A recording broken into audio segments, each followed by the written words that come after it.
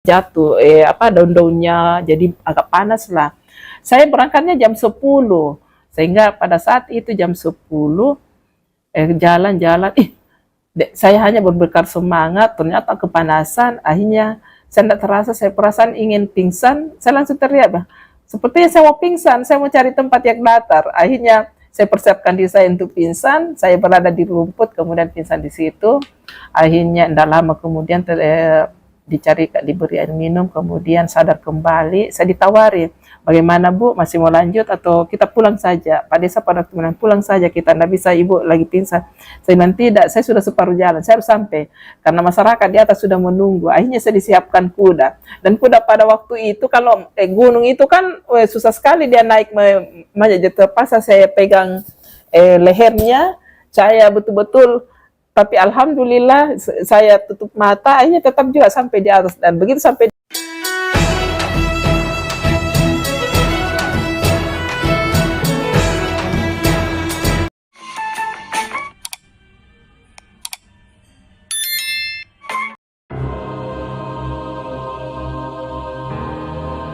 nama saya Sri Sulsilawati, ayah saya bernama Suparman, seorang polisi yang ditugaskan di Nrekang, beliau dari Jawa. Pada waktu itu zaman tahun 60-an, Nrekang lagi kacau-kacaunya dengan DITI.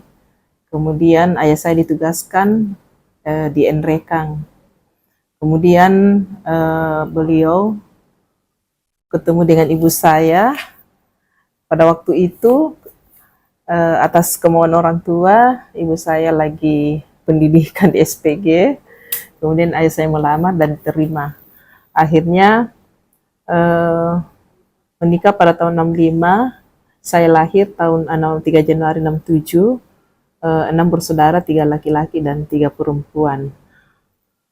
Masa kecil saya di Nrekang, pada waktu itu ayah saya sebagai polisi juga, menjabat sebagai polisi, dia pengayuh masyarakat, bertugas di desa sebagai Babin Kamtipmas. Jadi beliau sangat dekat dengan masyarakat melalui pembinaan-pembinaan kemasyarakatan. Dan itulah yang mungkin yang menurun kepada saya, sehingga saya bisa sampai pada saat ini menjadi salah seorang pamong yang memang darah yang banyak berdekatan dengan pembinaan kemasyarakat, sosial kemasyarakatan. Kecil saya banyak dihabiskan di Nrekang, di Kabupaten Nrekang, mengikuti perjalanan tugas bapak saya yang walaupun dia polisi banyak berkecimpung di pembinaan kemasyarakatan. Jadi saya banyak bergaul dengan teman-teman yang anak-anak di desa, sehingga terbiasa dengan alam, mandi di sungai, ikut mancing, kemudian terkadang bermain-main di kebun, kemudian mungkin bersama dengan anak-anak juga masuk ke hutan mencari buah dan sebagainya. Jadi petualangan-petualangan itulah yang mungkin saat ini menjadi bagian yang membuat saya itu punya kemandirian juga untuk melakukan hal-hal yang termasuk dalam pembinaan kemasyarakatan, mengarungi, mungkin masuk ke alam terbuka, bergaul dengan alam, dan dekat dengan alam. Dan hari ini salah satu yang berbekas saya, bahwa saya memang sangat mencintai alam. Sangat mencintai alam, dekat dengan tanaman, dekat dengan tumbuhan, dan selalu ingin termasuk salah satu hobi saya itu yaitu berkebun. Dan itulah yang mungkin yang membawa saya di dalam salah satu tugas, yaitu sebagai Kepala Dinas Ketahanan Pangan. Pada waktu 2015 saya diberi amanah oleh Bapak Wali Kota untuk mengemban, diberikan tugas sebagai Kepala Kantor Ketahanan Pangan. Pada waktu itu tahun 60-an masih transportasi ke desa-desa itu masih sangat minim. Jadi biasanya dengan kuda. Dan terkadang kalau pasar pun 2 kali sehari, yaitu hanya hari Kamis dengan hari Senin. Nah, pada saat hari pasar itulah eh, transportasi termasuk pedagang itu biasanya dengan kuda.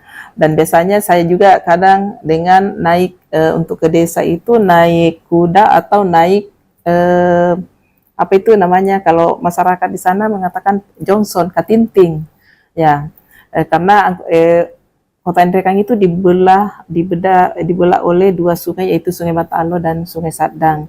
Nah, untuk ke mulai tugas ayah saya itu yaitu polisi di batasan Pinrang yang letak kemudian di situ banyak kasus-kasus pencurian sapi khususnya, perjudian dan sebagainya. Jadi saya sibuk sekali sehingga terkadang kalau libur saya harus dijemput, kemudian nanti apakah naik kuda atau naik Johnson itu ke desa. Di desa itulah saya bermain dengan sangat senang sekali. Bermain dengan anak-anak desa, bermain di kebun, di sungai, kemudian menangkap udang karena pada waktu itu udangnya masih alamnya masih murni sehingga apa yang disediakan alam itu dengan sungai yang besar itu menyimpan kekayaan udang sungai ikan itu sangat memungkinkan untuk setiap hari kita melakukan dengan menanam bubu itu masyarakat sudah bisa memanen udang yang begitu banyak. Setelah tamat SD tahun 79, saya masuk SD SMP. SMP itu 3 tahun, jadi dari 79 ke 82, itu saya mulai memasuki masa remaja. Nah, di masa remaja inilah, di Nrekang itu kebetulan kami suka mandi di sungai. Jadi di sungai itu ada sungai besar, sungai Sadang, kemudian ada jembatan. Terkadang saya ikut anak laki-laki meloncat dari jembatan untuk loncat untuk bermain-main di sungai, dan yang menjadi pelampung kita itu biasanya batang pisang. Nah, itu yang sangat menyenangkan karena bermain-main di alam bebas, bermain bersama teman-teman, dan biasanya di seberang sungai itu juga, kebetulan saya itu SD-nya SD 41, kemudian SMP-nya SMP Negeri 1 di seberang sungai, dan memang sesuatu yang sangat menyenangkan menikmati alam dengan sungai yang jernih, kemudian terkadang juga kami itu bermain-main memungut mencari udang di balik batu. Jadi sambil berenangnya itu macam-macam, tidak seperti sekarang mungkin ada pelampung, tetapi kita pakai sarung, kemudian nanti mungkin juga kita pakai batang pisang. Nah, terkadang juga karena pada waktu itu ketika masih SMP, PDAM itu belum, karena Nrekang itu daerah pegunungan, biasanya kita mendekati sungai-sungai, sumur-sumur yang dibangun di sekitar rumah-rumah kita, dan biasanya kalau puncak kemarau itu yang sangat menyenangkan juga karena air sungai itu pasti jernih, dan kita itu banyak bermain di sungai. Nah, biasanya pada saat itu, apalagi kalau misalnya bulan puasa ya, hal yang unik biasanya bermain-main di sungai itu karena kita haus, jadi itu kesempatan kita juga untuk bagaimana rasa haus ini bisa hilang. Nah, orang tua yang paling sering mengikuti perkembangan saya adalah nenek saya waktu itu. Kalau dianggap saya sudah kemana-mana tidak pulang, itu biasanya kita dicari, kemudian itu dibawakan kayu dan kemudian apalagi itu kaki kita itu sempat itu tapi tidak terlalu sakit sih, cuman ya memang itu yang membuat kita kenangan-kenangan masa kecil bahwa kita harus pulang secepatnya karena kita tidak akan berhenti bermain kalau tidak dikejar oleh nenek untuk disuruh pulang.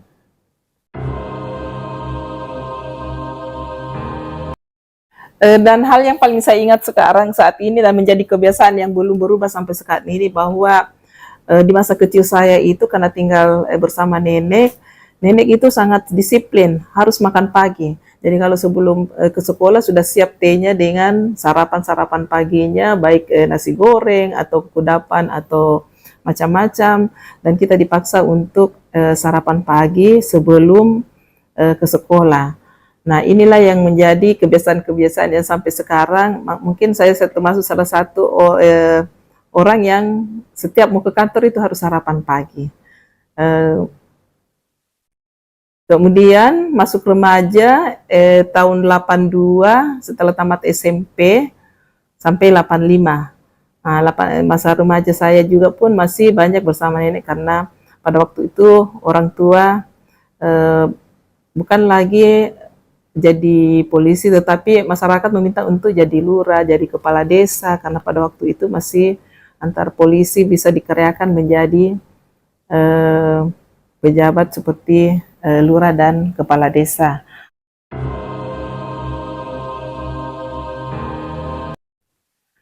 Di masa remaja, setelah tamat SMP, SMA, saya lalui bersama orang tua. Orang tua itu sangat disiplin, khususnya ibu saya.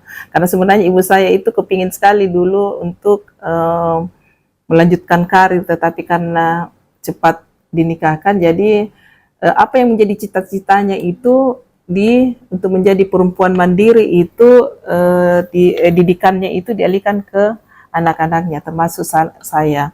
Jadi kami sama sekali harus disiplin, belajar, belajar dan belajar, dan itulah yang membuat saya setiap apa lagi ya, kalau misalnya sekolah waktu SMA, ketika saya harus disiplin, besok misalnya biologi, jadi hari ini saya harus menguasai pelajaran yang akan diberikan oleh guru untuk besoknya. Dan setelah di dalam kelas, karena saya biasanya terkadang muncul juga sifat nakal saya, karena kalau saya guru sudah menerangkan, saya sudah tahu, saya biasa nakal-nakal. Jadi nakal-nakalnya itu ya nakal anak-anak itu yang suka ketawa-ketawa lah, suka tidak memperhatikan guru, akhirnya biasanya dilempar kapur tulis atau disuruh naik menerangkan apa yang disampaikan oleh ibu guru. Sebenarnya ini contoh yang tidak bagus, dan ternyata karena saya sudah menguasai materi yang akan disampaikan oleh bapak dan ibu guru, saya di depan itu dengan lancarnya akan menyampaikan apa materi-materinya. Nah, pada saat itu juga kalau berulang, akhirnya saya pernah diskor juga sih. Saya pernah diskor, kemudian di situ juga saya kembali untuk meminta maaf melalui guru bimbingan, dan ini menjadi pelajaran yang sangat berharga bagi saya. Terkadang juga ada hal yang paling lucu, yaitu ketika ada guru matematika kami yang sangat namanya Pak Bundu, itu kebetulan dari Makassar. Kemudian guru matematikanya ini sangat saklek sekali. Beliau pada waktu itu tidak hadir, tapi saya menyampaikan kepada teman-teman, akhirnya teman-teman senang karena mau pergi main sepak bola antara beberapa kelas. Kebetulan saya pada waktu kelas IPA. IPA itu ada 3 kelas, dan teman-teman laki-laki ini mau pergi pertandingan sepak bola karena mumpung gurunya tidak masuk. Tapi saya mengakali mereka, mengatakan bahwa saya bohong-bohong ya, saya diberi tugas oleh Pak Guru untuk menyampaikan soal matematika yang harus dikerjakan. Nah, pada saat itulah mereka serius tidak jadi main sepak bola. Begitu selesai semua bekerja dan mengumpulkan, saya tidak sadar langsung teriak bahwa sebenarnya itu bukan perintah Pak Guru, tetapi perintah saya. Dan akhirnya pada waktu itu teman-teman itu spontan, tidak ada yang apalagi sangat kesal terhadap saya. Dan pernah juga kejadian itu, nakal-nakalnya anak-anak, saya berdiri karena mungkin jengkel, kursinya dipindahkan, akhirnya saya terjatuh. Dan setelah itulah saya berupaya untuk tidak lagi berulang kali untuk menjadi usil terhadap teman-teman. Nah, itu salah satu pengalaman-pengalaman, dan terkadang juga karena kalau di Nrekang itu kan banyak durian juga kalau musimnya ya.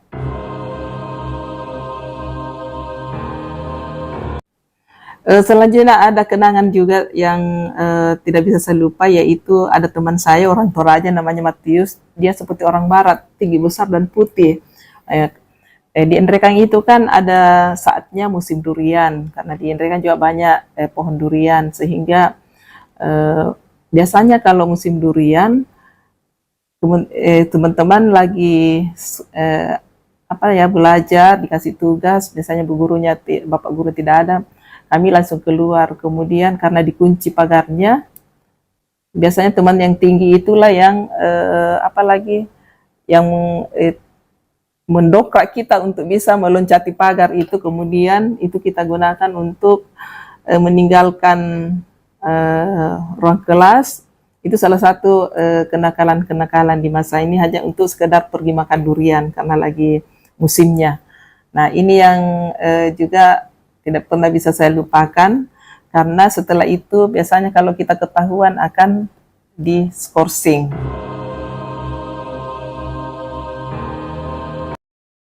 Di SMA itu saya masuk kelas IPA. Kemudian tahun 85 lulus SMA, melanjutkan pendidikan ke Makassar. Saya mendaftar di Unhas. Sebenarnya mendaftarnya di kedokteran, dengan kemudian ambil juga di sosial, itu salah satunya yaitu jurusan ekonomi. Ternyata saya lulus di Fakultas Ekonomi. Nah, lulus saya di Fakultas Ekonomi,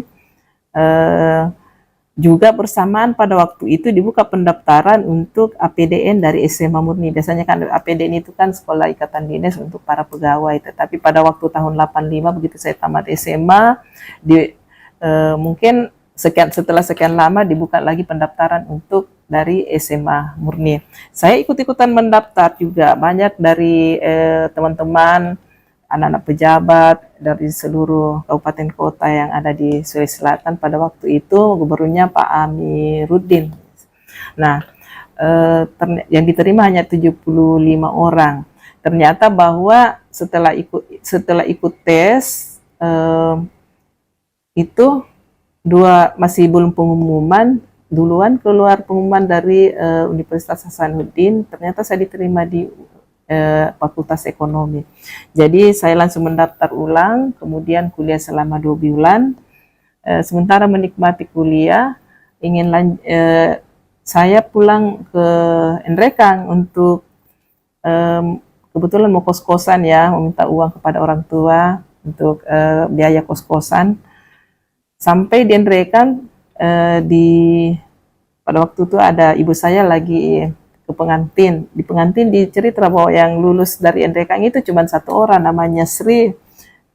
Ibu saya bilang, pasti anak saya. Jadi pulanglah ibu saya sampaikan, katanya di Nrekang hanya 1 lulus yang dari APDN itu, mungkin kamu. Jadi saya langsung balik ke Makassar, kemudian ke kampus APDN yang ada di Cendrawasih. Pada waktu itu salah satu 20 APDN seluruh Indonesia, yaitu APDN Ujung Pandang yang kampusnya ada di Cendrawasih. Saya kesana, ternyata sudah 5 hari orang di ospek, saya tidak tahu bahwa saya lulus.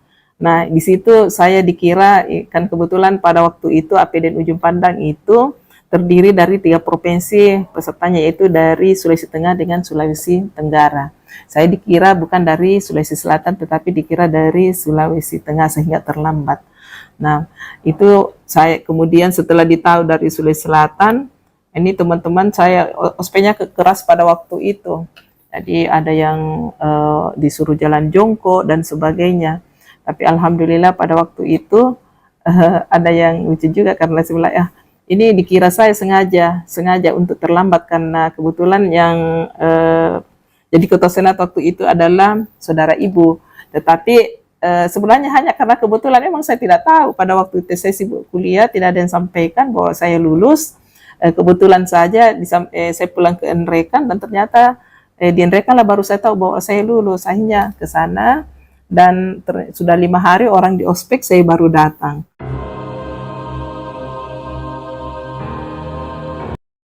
Jadi setelah ternyata bahwa sudah ada ospek, akhirnya saya melapor dan saya disampaikan mau pilih mana, Unhas atau APDN. Saya pilih APDN menuruti kemauan orang tua, dan memang itu juga menjadi cita-cita saya juga kemarin. Akhirnya saya memilih APDN, dan di APDN itulah saya kuliah selama 3 tahun akademi, yaitu D3, 3 tahun dengan mulai dari tahun 85 sampai 88 lulus, dan di tahun kedua 86 SK-nya sudah ada waktu itu sebagai CPNS dengan gaji 44.400. Saya masih ingat, itu cukup untuk hidup karena biaya makan ya catering kita pada waktu itu 18.000, jadi masih ada sisa.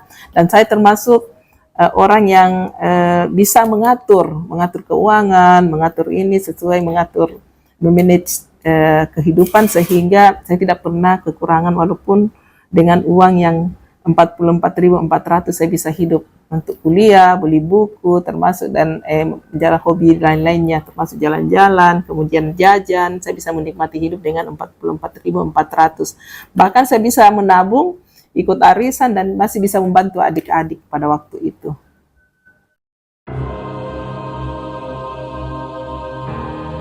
Tamat APDN di tahun 88 itu saya ditugaskan kembali ke Nrekang. Jadi pada waktu itu masih yang bupati itu Pak Amin Sam. Kemudian saya ditempatkan di bagian perekonomian. Jadi di bagian perekonomiannya sekretariat daerah. Di sana kebetulan masih gencar-gencarnya program dari pemerintah ini, petik olah jual. Jadi banyak program-program terkait dengan bagaimana petani bisa diberdayakan. Jadi mereka memetik, kemudian nilai tambahnya harus dinikmati oleh petani itu juga dengan mengolahnya dulu sebelum menjual. Dan itu menjadi tugas kami untuk melakukan pembinaan. Dan 1 tahun kemudian saya diangkat menjadi salah satu kasubag di perekonomian, yaitu pembangunan prasarana perekonomian rakyat. Jadi saya menjadi kasubag di situ. Kemudian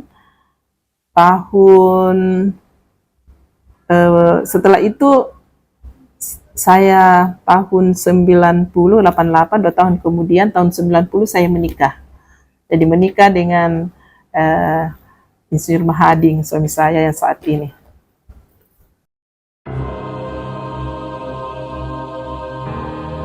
Saya ketemu suami itu kenalnya kebetulan pada saat saya sudah bebas kuliah dari tinggal menunggu penempatan dari APDN.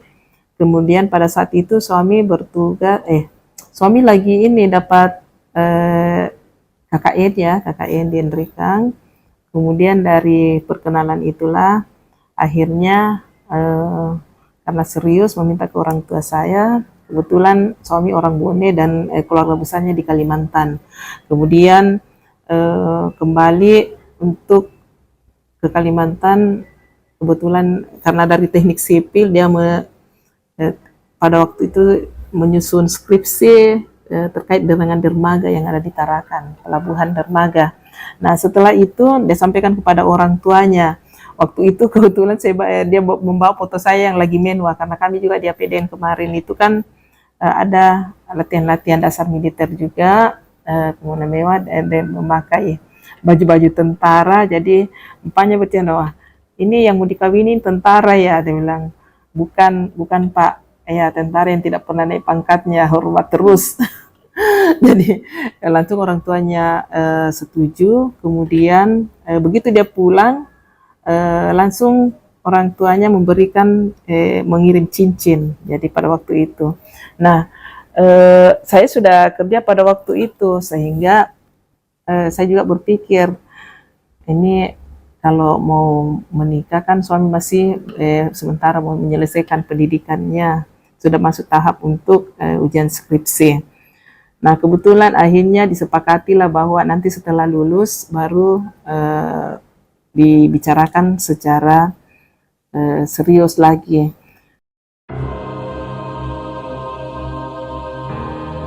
Bulan setelah yudisum langsung orang tuanya datang melamar dan kami menikah pada waktu itu bulan Juli tahun 90. Nah begitu selesai, suami juga mendaftar di konsultan Jepang di Konko yang ada di Sopeng pada waktu itu. Kebetulan bergerak di bidang irigasi yang dikerja di irigasi langsungnya.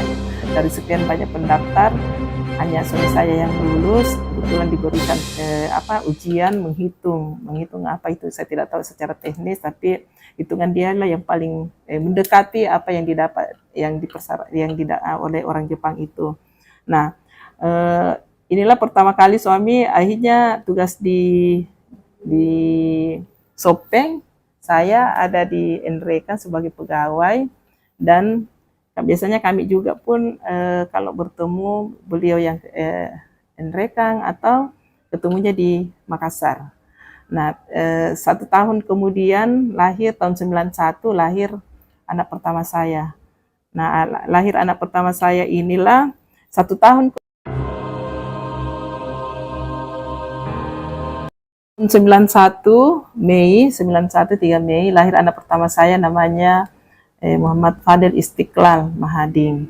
Jadi anak saya yang pertama ini beratnya lebih dari 4,2 kilo. Jadi agak besar juga sih, pada saya tidak terlalu besar juga, dan saya memang termasuk ketika hamil itu kuat dan kuat kerja, kuat makan, tidak pernah sakit-sakit yang membuat kandungan saya sampai saya dikira mungkin ibu mengidap penyakit gula. Setelah dites tidak juga, tapi ya alhamdulillah bisa lahir dengan normal.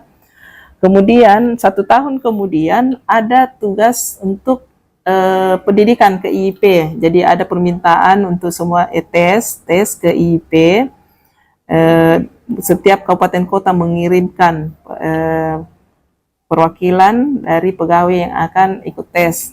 Dan ternyata karena saya sudah ditugaskan, tetapi karena melihat anak saya itu masih kecil, masih umur 1 tahun, saya tidak jadi ikut tes. Nah, pada waktu itu beberapa pegawai yang ikut tes dari Nrekang tidak ada yang lulus. Nah, karena Pak Amin Sam pada waktu sebagai bupati sangat konsen terhadap pendidikan, bagaimana peningkatan SDM pegawai yang ada di Kabupaten Nrekang, dia sangat kecewa karena tidak ada yang lulus dari Nrekang. Kemudian pada waktu saya ingat sekali BKD Pak Subir almarhum itu menyampaikan kepada saya bahwa itu sudah ada tugas untuk ikut tes. Kenapa kamu tidak ikut tes? Saya bilang ini persoalan anak, bilang tidak bisa. Tahun depan kamu harus ikut. Nah, tahun depan anak saya cuma umur 2 tahun, saya ikut, ternyata memang saya yang lulus pada waktu itu. Jadi pada waktu itu 13 orang saja Sulawesi Selatan yang ikut untuk jatah untuk Sulsel. Pada waktu 13 orang, saya salah satunya. Akhirnya dengan berat hati saya meninggalkan keluarga, anak yang untungnya orang tua itu masih cukup kuat untuk membantu memelihara anak-anak saya, sehingga beliau memberikan surprise, sangat semangat, dorongan, support, dorongan untuk untuk tetap melanjutkan kuliahnya di Jakarta. Nah, termasuk suami pada waktu itu ikut memberikan dorongan. Akhirnya saya menempuh pendidikan S1 di Institut Ilmu Pemerintahan di Jakarta. Ada yang menarik cerita saya ketika saya lulus dari tes IIP, yaitu saya tidak bisa melupakan almarhum Bupati waktu itu Bapak Mayor Jenderal Pak Amin Sam. Beliau sangat senang ketika saya lulus, sehingga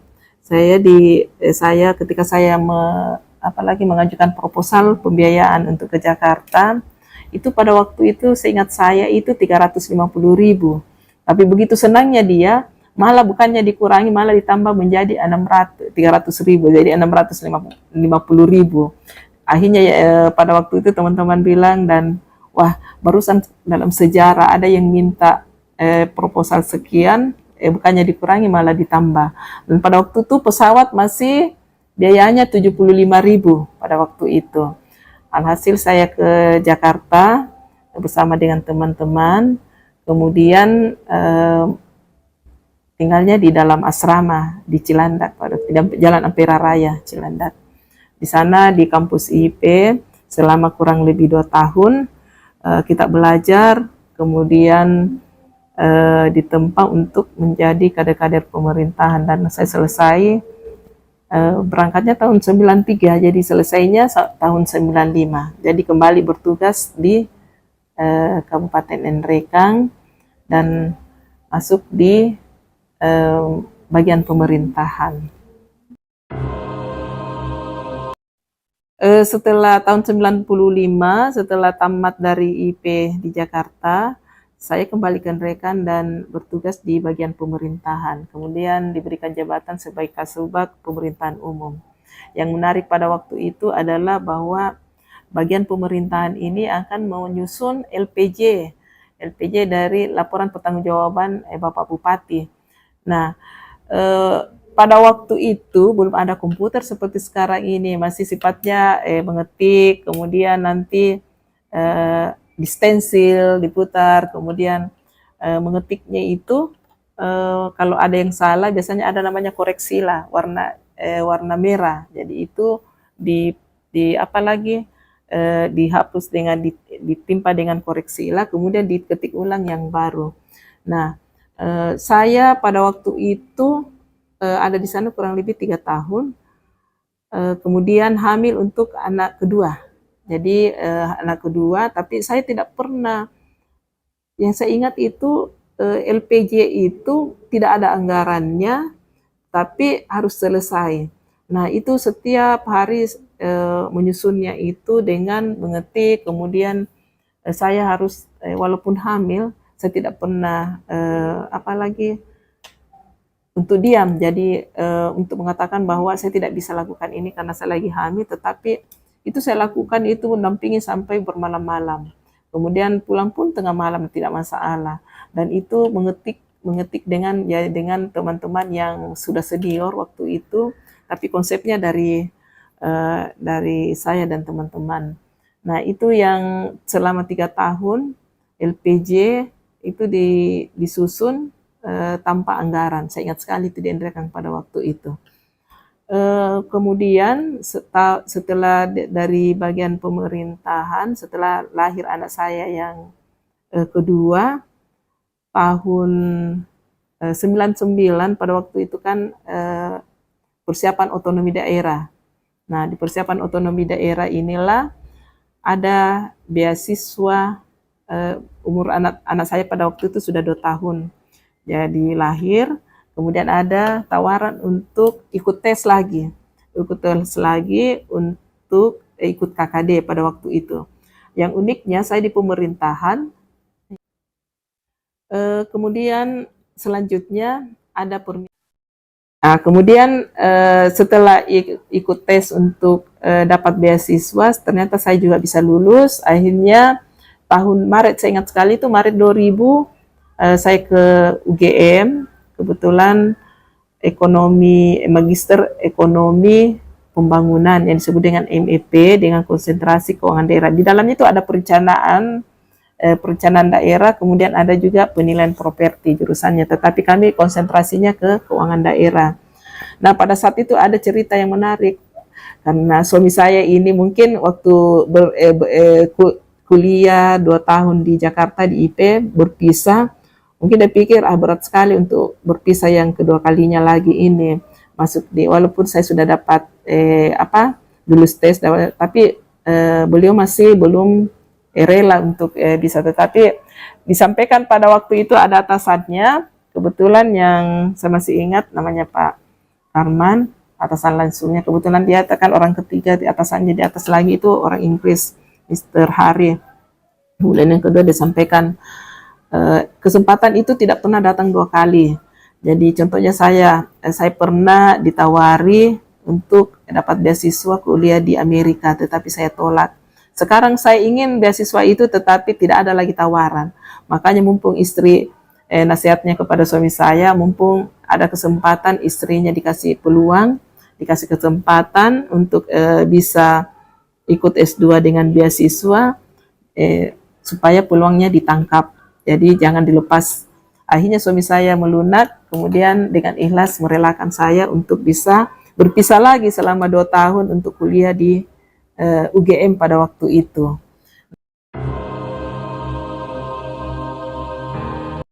Selesai di UGM, pada waktu di UGM, karena pada ini kan merupakan bagian dari persiapan otonomi daerah, berarti kami memang dikader untuk menjadi kader-kader keuangan.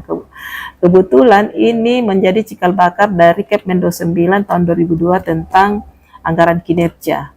Jadi ini sejarah baru pengelolaan keuangan daerah itu dengan anggaran kinerja dan perubahan undang-undang tentang keuangan negara juga waktu itu. Konsepnya pada waktu itu pada saat kami kuliah, dan bahkan formula-formula yang pertama DAU, DAK dan sebagainya itu juga menjadi bagian yang kami pelajari. Dan salah satu dosen kami yaitu Pak Prof. Mardiasmo yang menjadi Wakil Menteri Ibu Sri Mulyani, Menteri Keuangan, itu adalah penggagas daripada semua konsep-konsep anggaran kinerja tersebut. Sehingga ketika saya kembali ke Nrekang bertugas, kebetulan ketemu Bupati saya waktu itu Pak Iqbal Mustafa adalah orang dari Inspektorat Jenderal dari Jakarta. Jadi Itjen Keuangan. Jadi Itjen dari Kementerian Itjen Keuangan Daerah sehingga beliau sangat pada waktu itu sangat respect dengan ilmu yang saya dapat di UGM waktu itu. Nah, kemudian setelah sampai di dalam perjalanan dengan sibuk untuk bagaimana mempersiapkan daerah dengan konsep-konsep, saya ditempatkan di keuangan. Kemudian kebetulan di Nrekang pertama pengelolaan keuangan itu disatukan dari Dispenda dengan bagian keuangan, sehingga menjadi BPKAD, Badan Pengelola Keuangan Daerah, di mana Dispendanya menjadi bidang penerimaan, kemudian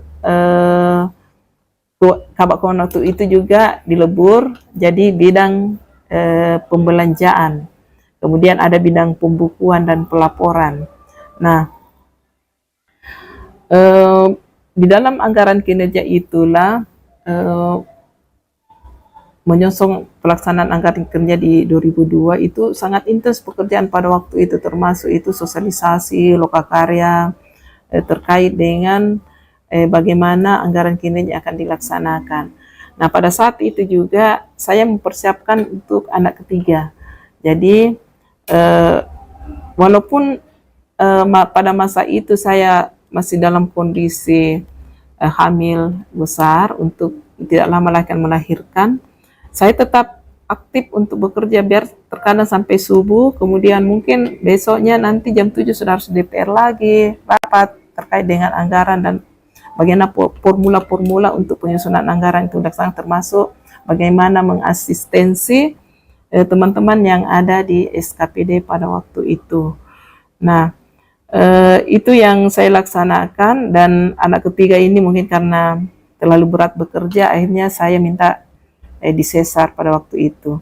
Dan begitu selesai sesar,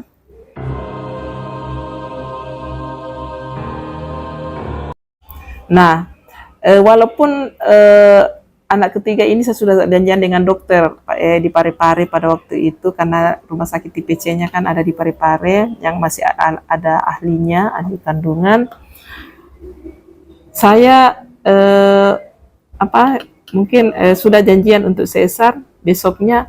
Masih pada sebelum saya berangkat itu jam 3 masih sempat memberikan pembinaan, pengarahan kepada teman-teman SKPD bagaimana rancangan menyusun anggaran kinerja waktu itu.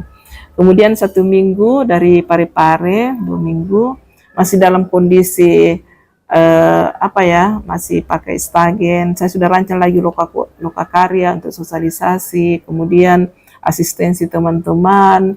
Jadi bolak-balik dari kantor, kebetulan kantor saya waktu itu tidak terlalu jauh dari rumah, sehingga saya meninggalkan bayi saya yang masih merah dan sebagainya, tetapi dengan kondisi masih harus belum lewat 40 hari dengan stagen, saya duduk untuk harus memberikan asistensi kepada teman-teman. Nah, itu yang saya selama ini lakukan. Kemudian ternyata dengan semangat yang tinggi semua bisa saya lalui, walaupun dengan bantuan keluarga, khususnya kedua orang tua saya yang sangat instan untuk menjaga bayi saya. Nah, itu kerja-kerja keras yang saya lakukan. Kemudian alhamdulillah mendapat apresiasi pada waktu itu Pak Bupati, Pak Latindro pada waktu itu, waktu saya pulang dari UGM. Sebenarnya kan beliau itu basicnya kan swasta, Jadi betul-betul anggaran kinerja, dia bingung dengan kondisi, maksudnya dia banyak meminta informasi bagaimana sebenarnya pemerintahan itu dikelola dengan secara terukur, transparan, bagaimana kinerja-kinerja pemerintahan ini khususnya di keuangan.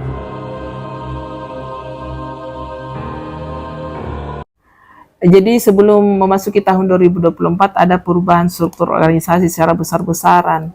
Jadi semua OPD termasuk sekda itu harus dilantik pada waktu itu. Kemudian dilantik secara besar-besaran, secara keseluruhan, dan saya dinilai kalau misalnya jadi ada perubahan struktur. Pada waktu itu camat eselonnya 3B. Kemudian Badan Pengelola Keuangan Daerah itu eselon 2. Kemudian di bawahnya itu kepala bidang itu eselon 3A. Jadi saya pada waktu itu kan pulang itu kondisi pangkat saya itu masih agak di bawah, 2 pangkat di bawah dasar, sehingga saya pelaksana tugas bidang pembelanjaan waktu itu sama kalau dia Kabak Keuangan sebelumnya itu dianggap merugikan saya karena tidak bisa naik pangkat, kemudian akan bekerja di situ dalam kondisi yang lama baru bisa naik pangkat. Akhirnya disarankan untuk saya masuk camat karena mungkin dipikir juga saya ini basicnya juga dari pemerintahan. Pada waktu itu pangkat saya masih 3C kalau tidak salah waktu itu, memungkinkan untuk saya bisa jadi eselon 3B. Waktu itu camat itu eselonnya masih 3B. Akhirnya semua orang dilantik pada waktu itu kecuali camat karena Pak Bupati waktu itu Pak Latindro ingin melihat apresiasi masyarakat terhadap camatnya masing-masing. Makanya camatnya saja yang akan dilantik ke wilayahnya. Nah, pada saat itu saya tidak diberi undangan. Jadi saya hanya benar untuk hadir. Nah, pada waktu itu orang semua bilang pasti jadi camat karena datang bersama dengan Forkompinda tidak dilantik pada waktu itu. Dan memang ternyata akhirnya saya dilantik menjadi camat Nrekang. Nah, 2004 sampai dengan 2006. Nah, di 2004 setelah dilantik ada yang saya ingat sekali pada waktu itu. Yaitu begitu selesai dilantik, saya langsung disampaikan oleh Pak Bupati waktu itu, Bapak Haji Polatindro, dia mengatakan ada tugasmu Bu Camat, yaitu bagaimana mengamankan masyarakat di pemekaran kelurahan yang ada di daerah Kulinjang di situ. Jadi ada perbatasan itu yang seharusnya itu mereka tidak mau untuk bergabung masuk ke Kecamatan Nrekang, ke kelurahan. Tetapi karena sudah diputuskan, akhirnya mereka menolak, dan ini harus menjadi menjadi PR saya untuk bagaimana mendekati masyarakat agar mengikuti apa yang sudah ditetapkan di dalam pemekaran kelurahan tersebut. Setelah dilantik jadi camat di Kabupaten Nrekang itu wilayahnya sangat luas. Ada 4 desa wilayah saya itu perbatasan Pindrang dengan Toraja di seberang Sungai Sadang. Jadi ada 4 desa kita harus menyeberangi Sungai Sadang, kemudian berbatasan dengan Kabupaten Pindrang dan Kabupaten Tanah Toraja, bahkan dilewati Sungai Bakaru yang pembangkit listrik. Kemudian ada wilayah saya di 4 desa yang ada di pegunungan. Biasanya kalau orang ke arah Toraja kan ada gunung dari seberang yang view-nya sangat indah, itu jajaran pegunungan itu namanya Butuka Bobong atau Seks Mountain, Gunung Nona. Itu ada 4 desa di sana, itu wilayah saya juga. Yang susah pada waktu itu transportasi untuk ditempuh. Nah, kemudian di wilayah perkotaan itu sendiri, jadi wilayah saya ini di Kecamatan Nrekang, saya camat di ibu kota kabupaten, itu sangat heterogenitas dengan berbagai permasalahan, karakteristik permasalahan wilayah-wilayah yang bukan cuman di tengah kota dengan berbagai macam permasalahan, tetapi bagaimana menjangkau secara demografi yang sangat luas pelayanan-pelayanan kepada masyarakat khususnya yang ada di pegunungan, kemudian ada yang di seberang sungai, melintasi sungai besar, sungai Sadang. Nah, ada yang menarik yaitu bahwa saya memang sangat mungkin karena turunan gen dari bapak saya yang mulai dari kecil suka kemasyarakatan, kemudian pembinaan kemasyarakatan, kemudian karena dia juga polisi, maka salah satu darah mungkin gennya juga itu bagaimana kita bekerja PDKT ke masyarakat, tetapi kita punya ketegasan dan keadilan. Kemudian ada pengalaman untuk berkunjung ke desa yang paling jauh, yaitu perbatasan dengan Tanah Toraja melewati beberapa gunung. Itu kaitan dalam rangka kebetulan ada program percepatan pengentasan kemiskinan perkotaan namanya P2KP. Fasilitas kotanya itu dari Jakarta. Saya disiapkan motor yang saya ingat itu motor Honda Win atau Honsui ya. Tapi motornya itu semacam motor trail yang bisa masuk ke jalan-jalan yang sangat buruk lah kalau karena itu seperti Sungai Mati yang kita lewati dengan batu-batu besar. Kemudian naik gunung, turun. Kemudian saya melihat bahwa yang jalanan sempit setapak naik motor, kemudian di samping kanan itu ada jurang, kemudian di bawahnya itu sungai besar dengan batu-batu besar, termasuk Sungai Bakaru waktu itu. Karena ini kita masuk ke wilayah Panasang yang berbatasan dengan Toraja. Saya tidak berani untuk naik motor. Akhirnya saya pikir kalau saya naik motor, nanti motornya tergelincir atau apa, saya tidak bisa mengendalikan diri, pasti jatuh ke batu-batu besar itu. Akhirnya disiapkan lagi kuda. Tapi saya naik kuda waktu itu mengerikan karena kita kan kudanya kan kalau naik ya tinggi, baru kemudian kalau menurun kepalanya di bawah seperti kita mau jatuh. Akhirnya apa yang terjadi? Saya lebih baik lari. Saya lari, kalau turun lari terus. Pada waktu itu saya memang masih kuat. Jadi masih kuat bisa sampai orang terheran-heran, wah Ibu Camat kuat sekali.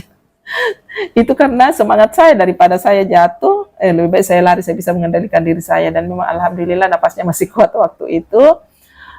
Kemudian pada waktu masih camat di Endrekan juga pernah ada kejadian. Jadi itu ada salah satu, itu perbatasan Pindrang, ada salah satu desa itu di mana dia ada sumber mata air yang masih dibangun oleh Cida. Pada waktu itu proyek Cida, masih zamannya Pak Bupati Pak Amin Sam, itu di puncak gunung, sebesar apapun, sepanjang apapun kemarau, itu tidak akan pernah airnya habis. Dan airnya itu sangat jernih dan bisa langsung. Kemudian kami para camat waktu itu diberikan tugas untuk mencari sumber-sumber mata air untuk suplai PDAM. Jadi saya rapat dengan kepala desa, disampaikan itu daerah Tungkak, masuk daerah desa Tungkak, kalau saya ingat itu kepala desanya masih anak muda. Disampaikan bahwa di wilayahnya itu masyarakat lagi syukuran karena di puncak kemarau pun saat ini airnya masih banyak. Akhirnya saya bilang kalau begitu saya ikut ke sana mensurvei, tapi saya dilarang sebenarnya, dikatakan bahwa Ibu enggak usah ke sana, itu jalanannya enggak bagus sekali. Tapi saya bilang ada manusia yang sampai, kalau ada manusia sampai saya sampai insya Allah. Nah, pada saat itu saya tidak memperhitungkan medan yang kita lalui. Ternyata medannya itu gunung batu hitam, kemudian disela dengan dengan pohon jati, hutan jati. Hutan jati itu kan di musim kemarau itu jatuh, daun-daunnya jadi agak panas lah. Saya berangkatnya jam 10. Sehingga pada saat itu jam 10 jalan-jalan, saya hanya berbekal semangat, ternyata kepanasan. Akhirnya saya tidak terasa, saya perasaan ingin pingsan, saya langsung teriak, sepertinya saya mau pingsan, saya mau cari tempat yang datar. Akhirnya saya persiapkan diri saya untuk pingsan, saya berada di rumput, kemudian pingsan di situ. Akhirnya tidak lama kemudian diberi air minum, kemudian sadar kembali. Saya ditawari, bagaimana Bu, masih mau lanjut atau kita pulang saja? Pak Desa pada waktu bilang, pulang saja kita, tidak bisa, Ibu lagi pingsan. Saya bilang, tidak, saya sudah separuh jalan, saya harus sampai. Karena masyarakat di atas sudah menunggu. Akhirnya saya disiapkan kuda. Dan kuda pada waktu itu, kalau gunung itu kan susah sekali dia naik, terpaksa saya pegang lehernya, saya betul-betul, tapi alhamdulillah saya tutup mata, akhirnya tetap juga sampai di atas. Dan begitu sampai di atas saya alhamdulillah.